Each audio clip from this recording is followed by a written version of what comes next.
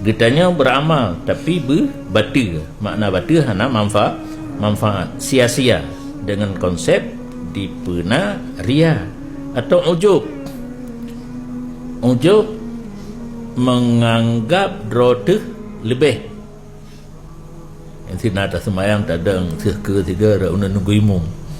Ikut letih letting lun orangnya lung yang naik lain tidur tanya.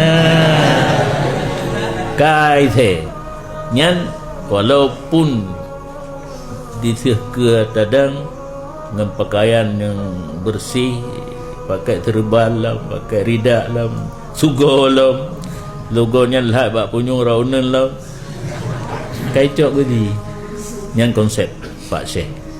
Amal dibatalkan dengan ria atau ujub atau lain demikian penyakit-penyakit hati. Gedanya menyukai ilmu, karena iman kan hantar patih punkan untuk tinggal yang dibalik konsep Pak Syekh tidak lagi mempengaruhi untuk tidak beramal, diperintah beramal.